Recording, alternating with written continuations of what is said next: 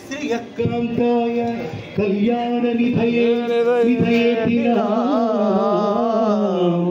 శ్రీ వెంకట నివాసాయ శ్రీనివాసాయ మంగళం నిత్యాయ నిరవధ్యాయ సత్యానంద చిదాత్మనే సర్వాంతరాత్మనే శ్రీమద్ వెంకటేశాయ మంగళం మంగళం.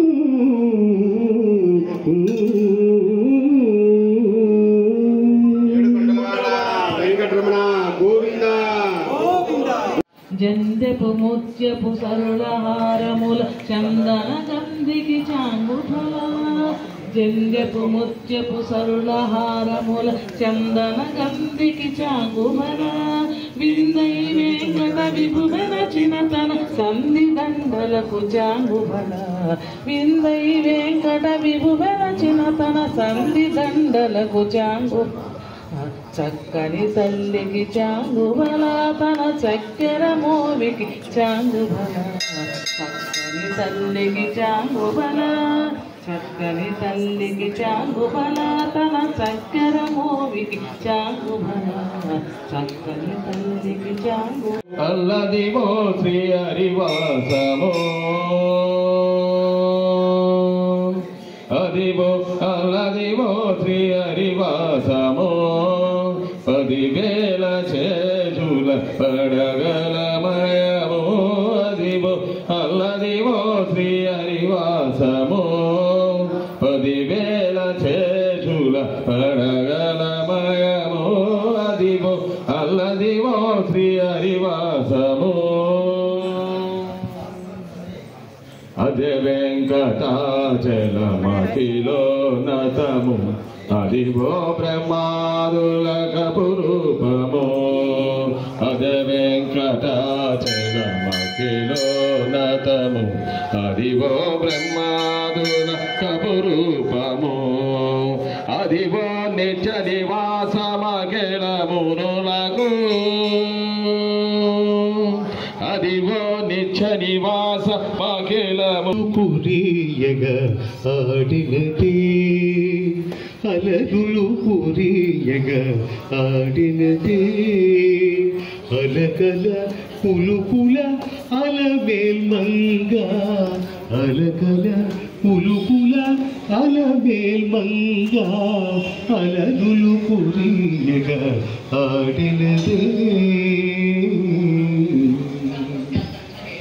అరవిరి శోభకుల అతివలు మేచగా అరవిరి శోభకుల అతివలు మేచగా వరుసగా ఆడినదే ఆడినదే అరవిరి శోభకుల అతివలు మేచగా అరతిరమనుగుణ ఆడినదే ఆడినదే వరుసగ పూర్వ దువాళపు తిరుపుల వరుసగ పూర్వ దువాళపు తిరుపుల హరికరగించుచు అలమేల్మంగ అలరులు కురియగ ఆడినదే అలకల కులుకుల అలమేల్మంగ అలకల కులుకుల అలమేల్మంగ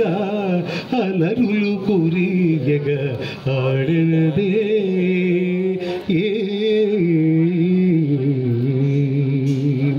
చిందుల పాటల సిరిపొలయాటల చిందుల పాటల సిరి. ఈరోజు తొట్టతొలి తెలుగు వాగ్గేయకారుడు అన్నమాచార్య స్వామి వారి జయంతి సందర్భంగా అన్నమయ్య సంగీత సాహిత్య సాంస్కృతిక సేవా సమితి ఆధ్వర్యంలో సంతపేట సాయిబాబా మందిరంలోని అన్నమయ్య విగ్రహం వద్ద ఈరోజు స్వామివారికి ఉదయాన్నే పంచామృతాభిషేకం పూజా కార్యక్రమాలన్నీ కూడా దిగ్విజయంగా నిర్వర్తించడం జరిగింది.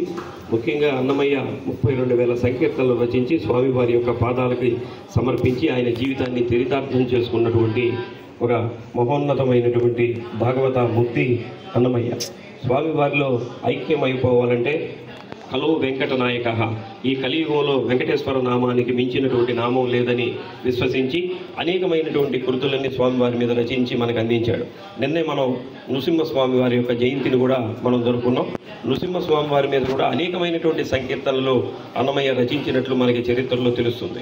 ఎందుకంటే సాళువ నరసింహరాజు స్వామివారిని అన్నమాచార్య వారిని బంధించినప్పుడు పాలనేత్రానన జ్వాల ప్రణవ విద్యుల్లత కేళి విహార లక్ష్మీ నారసింహ అన్నటువంటి సంకీర్తనని ఎప్పుడైతే ఆయన పాడటం రచించడం జరిగిందో అప్పుడే ఆయనకి వేసినటువంటి సంఖ్యలన్నీ కూడా తెగిపోయినటువంటి సందర్భాన్ని మనం ఆయన చరిత్ర ద్వారా చూస్తున్నాం.